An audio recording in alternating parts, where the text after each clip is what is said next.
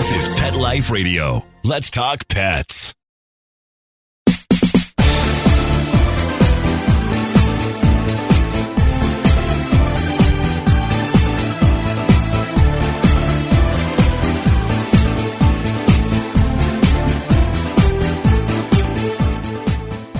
In these crazy times of the new normal, feel-good stories are more important than ever. Today's guest is a woman who devotes her time to making sure shelter pets are more comfortable and secure through the handmade blankets she and her team of volunteers create. From Pet Life Radio Network, this is Jody Miller-Young, and you're listening to Bark and Swagger. Linda Kozlowski created Comfort for Critters in 2007 after adopting a kitten named Anna. Sometimes it's making that connection with a shelter animal that opens your eyes to the plight of all shelter animals. Linda wanted to help. We'll find out more about her business, see some of the beautiful blankets she creates, and learn about a cool event she's participating in very soon. So don't go away. Just grab that favorite beverage, get comfortable, and we'll be right back after a short break from our sponsor. She became overweight, stinky, several vertebrae fused together. Sophie was going to be euthanized. DINOVITE.com. I remember Sophie starting the Dinovite. She has loved it.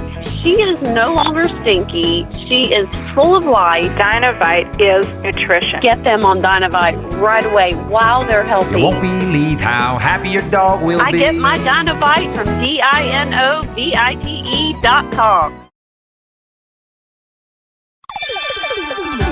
Let's Talk Pets on PetLifeRadio.com.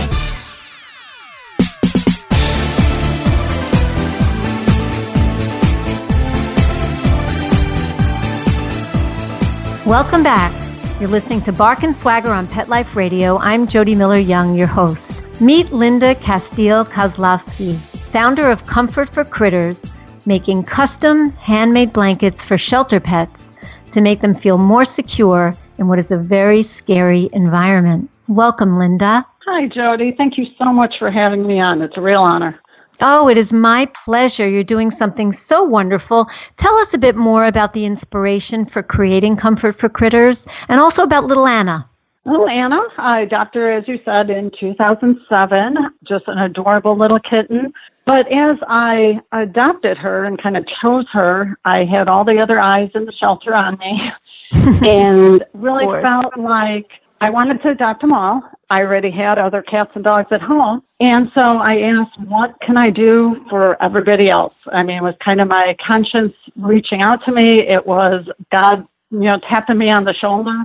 And the woman said, well, sometimes people bring in old towels and they kind of will tear them in half. We put them on the cage floor. It makes it just a little more comfortable. And I had learned to knit and crochet when I was maybe 10 years old. At this point, I was 30. And I said, how about if I crochet blankets? And she looked at me and said, if you want to do that, that would be wonderful. And I said, but, I crochet for my boys, and I know creatures, human, non-human, get attached to things, attached to smells. I said, can it be a blanket they use in the shelter, and then when they go home, it's like a transitional comfort object. So it has a shelter scent on it. It surely would help them adjust to their new family. It's a great thing getting happy going home, but it may be a little scary. And she thought that was a fantastic idea and said, absolutely, we'll put it in with them. They'll get the scent, and then off it will go when they get adopted. And I thought the first year I'll try to do one a week. And so 50 was my goal, which I did reach. And the rest is just kind of taken off. History. Well, yeah, I'd love to know, and I think our listeners would love to know, from 2007 to now, how has Comfort for Critters grown? It's really just organically grown. I have two boys, and they played year-round sports. They were small at the time, and I would be constantly at a game or a practice or driving somewhere. And I was always doing these blankets, and people would come up to me and say, how many scarves can you make? How many gifts can you make? And I told them what I was doing, and almost without exception, people think it's a great idea, and they say, we have extra, we have fleece, can we donate things? Can my mother-in-law get involved? And it just went crazy from there. And now in a month, we do a minimum of 1,000. It's usually closer to 2,000 blankets. And how many volunteers are involved now? In total, there's probably about 1,000. Oh, my God. But every month, I might work with between 100 and 150. And one of the great things about this nonprofit, and really any nonprofit, is you can get involved as much or as little as you want. And I will have people that will make 10 blankets, and then through the summer they take off and they're traveling and they don't do anything, and that's absolutely fine. If when the weather turns cold in the Chicago area, you want to get back involved, join back up, and just start doing it again. And so that's why there's so many, but not every single month I'm not working with 1,000 people. Right, but you have the 1,000, so it's not such a big deal if a few want to take some time off to do other things. Tell us more about the blankets themselves. What materials do you use? What are the options for customers? And listeners, you'll be able to see examples of the blankets that Linda and her volunteer force create, and they are beautiful. You'll see them on the Bark and Swagger page of the Pet Life Radio site. Tell us about them. Oh, thank you. Thank you, Jody. I think they're beautiful, too, and mainly because I don't make them all. So I can honestly say my volunteers do gorgeous work. As far as how the blankets are made, that's something else that kind of has organically just exponentially increased, that I pretty much crochet my blankets. But people would come to me and say, I'd love to quilt.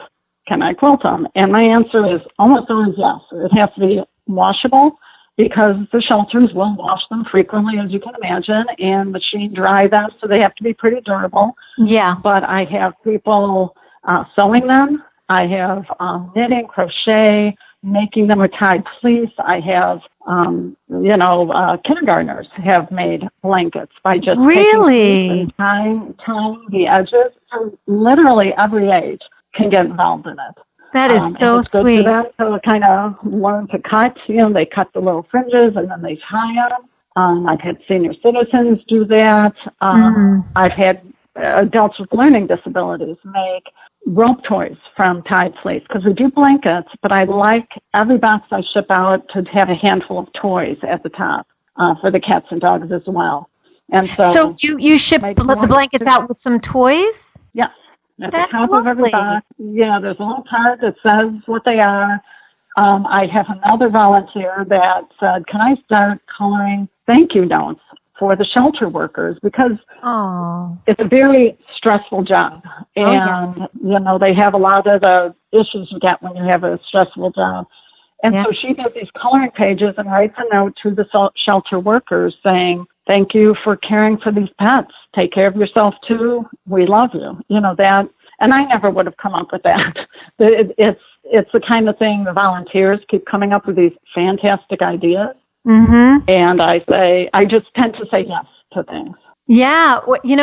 I would imagine, and tell me if I'm wrong, during these past several months of sheltering in place, it's a great thing to be able to do. You're giving back. You're making a difference in an animal's life. Making a blanket while you're not really able to go many places, if any places. Oh, absolutely. Coincidentally, at the beginning of this year, I started on a book talking about crafting to ease your stress for depression, anxiety, all sorts of things. Mm-hmm. And I have been talking to my volunteers and kind of getting some of this information from them, and so many of them have said, I feel helpless in this situation. Yes. You see it on the news. What can you do? They said, I pick up my crochet hook, my knitting needles, I fire up my sewing machine, and I can do something. I can help pets. I can, in a sense, it helps the shelter workers. They love getting our blankets. They really feel appreciated because they are so unique and handmade. And they said it helps me pass the time. It helps me de-stress. I turn off the news and I craft, and I feel like, okay, I'm putting out good in the world. Exactly. So that's my little thing to do. So exactly. Fantastic. How long does it take to create one of these blankets? It's really all over the place. I can crochet a blanket in about an hour and a half, almost without looking. because I've been doing this a long You're time. And I do yes. it. And it's my de-stressor at the end of every night. I do this. It's funny, many of my volunteers say, when I go on vacation, the first thing I pack is my yarn and my hook and my, materials to make blankets, because it really is an important routine for them. But as far as how long, you can make a tie fleece blanket where you're cutting out the fleece, cutting the fringes, and tying them in probably about an hour. Mm-hmm. There are some quilts that people make that I could never in a million years make that are just drop dead gorgeous. And those, I'm sure, take hours and hours. Yeah. But probably for the average person, maybe a few hours, I would say 2 to 3 hours. And again, I really want this to be a blessing in the lives of the volunteers. And so I tell them, don't worry about the size. Don't worry about mistakes. Don't worry about you ran out of a color of yarn and you switched to another color. Do whatever you're creatively called to do and what feels right to you. And what I will find a home from it. I ship to shelters that handle guinea pigs and ferrets and ones that give blankets to large dogs. So and it's every blanket is its own unique entity, which is really fantastic. It's not an assembly line product. It's a piece of art. Well, and that's what I love about it. I say, machines make perfection. We're not machines. We're not That's perfect. right. That's not perfect. I love that there's a little tweak in a blanket. To me, that says a human being created this. Yeah. And many of our volunteers will even take it a step further and they envision the pet they are creating for as they do it. Maybe they have a chocolate lab and they'll make a blanket with oranges and browns and, that sort of thing. Or a jet black cat they will envision and then make a rainbow colored, with just super bright. So, they really are one-of-a-kind works of art, definitely, created with a ton of love. And I think the shelters really see that. I mean, the shelters, don't get me wrong, they appreciate getting towels and store-bought blankets. They are really in desperate need of things, so they appreciate everything they get. But when they get something handmade, and not everybody special. gets some crochet things, it's a whole different level kind of thing. Absolutely. We're going to take a short break from our sponsor, but when we get back, I really am looking forward to hearing stories about how your blankets have helped shelter animals, about some of the unusual animals you've had as pets, and about a very cool event that you're participating in coming up soon. So don't go away, refresh that beverage, get cozy, and we'll be right back. Sit. Stay. We'll be right back, right after we kibble a little with our sponsors.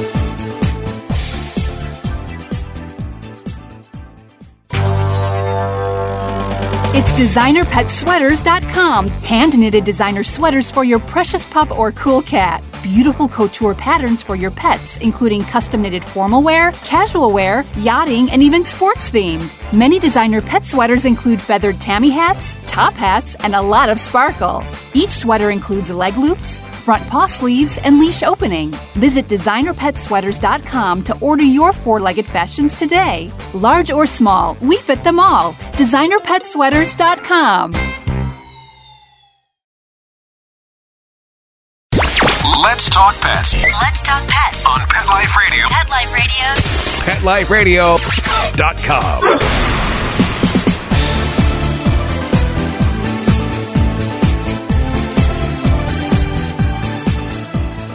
Welcome back. You're listening to Bark and Swagger on Pet Life Radio. If you've just joined, we're here with Linda Kozlowski of Comfort for Critters, making custom handmade blankets for shelter pets to make them not only more comfortable, but feel more secure.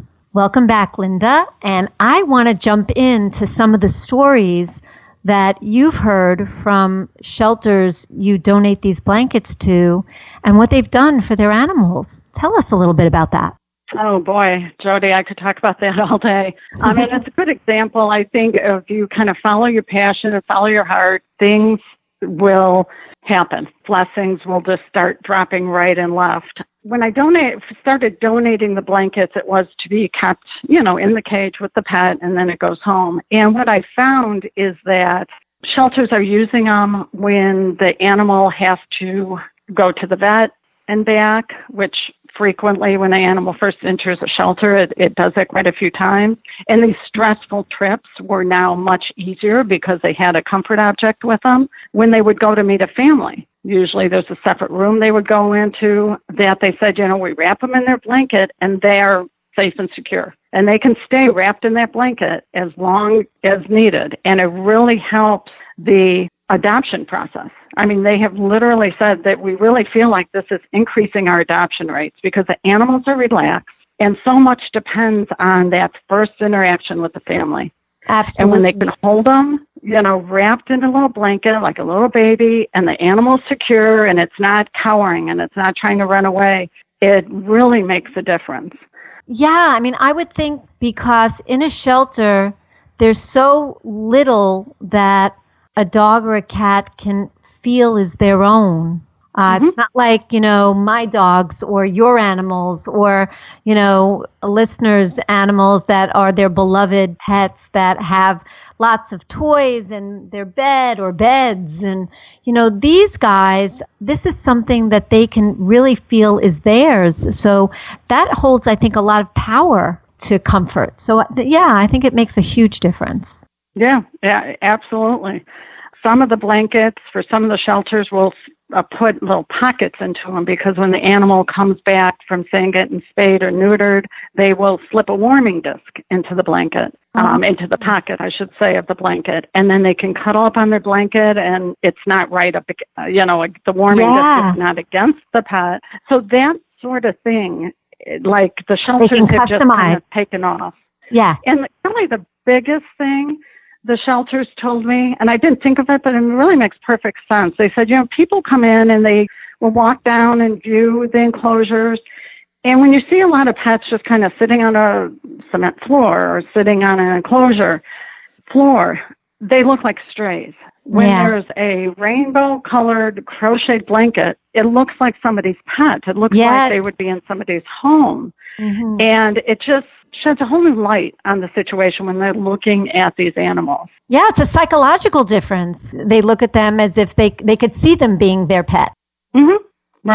Right. And that's what they want. That's what the shelters want. They want people to come in and see and find their family member. Look at an animal and look at a cat, look at a dog, look at a ferret, look at a guinea pig, and say, that is my little guinea pig. That is a new member of my family that I know they need to be with me, and that sort of thing. And it's just a little bit easier. It's maybe a little bit of a bridge when they have something like ultra handmade that they're cuddling or they're needing, the cats will need our blankets, which is like the highest compliment of all. The dogs, I've got stories of dogs that once they're adopted and they go home with their blanket.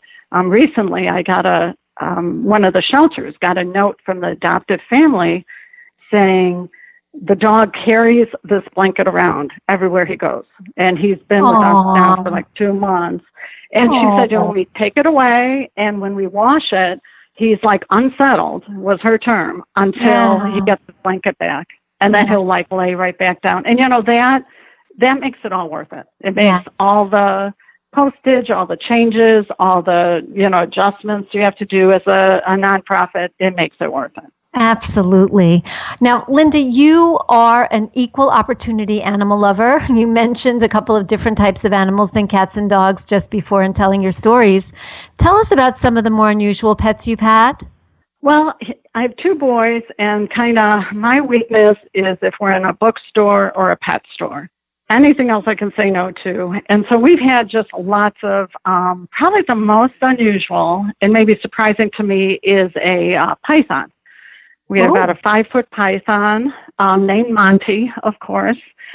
And my son wanted this, and it was just a wonderful, wonderful creature to have. He didn't have a real long life with us because he had an infection when we adopted him, but he had the best veterinary care he could get. And, when you see your son trying to administer antibiotics to a snake and helping him do it, and you just see your kids caring for this thing. Yeah. It's just wonderful. Yeah. So maybe the snake is the most unusual. Right now I'm sitting in my home office. I have guinea pigs looking at me, 2 cats, 2 dogs, fish downstairs, a hedgehog, which is another wonderful critter. They're because adorable. a hedgehog, they're adorable, and they will flatten when they love you. They will, or relaxed with you, I should say. They will flatten their spines, and so you can pick them up and you can pet them like they're a cat. Wow. But if they don't know you, it's kind of one of those, you feel good when they accept you. It's like a high compliment. Of course. Lots of lizards of every kind that you could imagine, anoles and geckos. And I have a gecko now. My son's away at college. He adopted a gecko out there, so he's home now and has his his little gecko with him. So. Oh, I love it. A house full of creatures. Nothing could be better. Yeah. So yes, I agree. Yeah. So I'm excited to share with my audience an event that you are participating in coming up soon.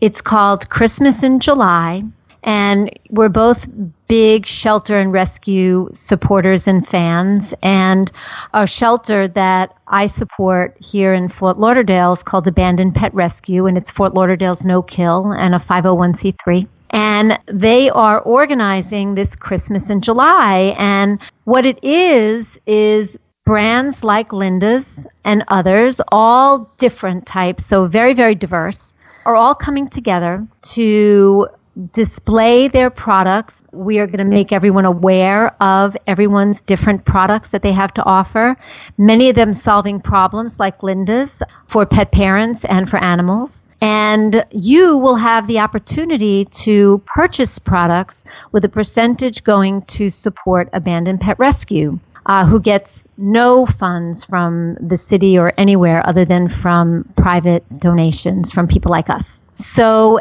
that's going to happen. We're thinking of starting it with a Zoom launch party, which if that happens, you'll all be aware of it. We're going to make everybody, aware of how to come to the party, sign in, bring a glass of wine or whatever your favorite beverage is, and see what everybody has to offer, hear about each of the products, talk about some topics that are issues that many pet parents face and solutions to them, and just in general have a great time and shop and, do some good.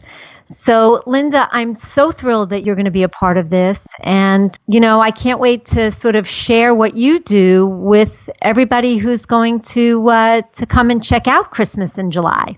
Yeah, great. I'm really looking forward to it as well. Okay, that's wonderful. So, is there anything that you would want to add about what you do, what people should know about what you do, where people can find you, certainly? Let us know. Now's the time. Okay, yeah, sure. Well, you can check us out at comfort4critters.org is our website, and see if it's a fit. I would also just suggest to everybody that if you love pets, find some way to help during this time. That I can really guarantee whatever you do, whether it's for us or for another group, you're going to definitely feel better for it. And I would also just suggest to everyone that don't let the fact that maybe you can only help a little, maybe only make one blanket or donate one can of food, don't let that stop you from helping at all. Because I can tell you, as someone that runs a nonprofit, if I get one blanket in, if I get $1 donated, I am extremely grateful for that. And I know that is other nonprofits as well. So I would just encourage everyone to check out our website and take a look. And if you want to make blankets, don't let what we're currently doing stop you from coming up with a new idea for a toy, a blanket. If you think it'll help the pet, then we want it to be part of our program. Very, very well said. Thank you so much, Linda. Thank you so much for being on the show. Oh, thank you so much for having me. I really appreciate it, Jody. We're really glad to learn about what you do. Thank you all for listening. Thanks to our producer, Mark Winter, who makes us sound so good. We love you, Mark. My passion is living stylishly and animal rescue. So tune in next time to discover the designers, home decor, styles, and rescue stories I love. Don't forget to visit me at barkandswagger.com, where you'll find great fashion, shelter stories, and more. So until next time, When fierce fashion calls, bark and swagger. Let's Talk Pets, every week on demand, only on PetLifeRadio.com.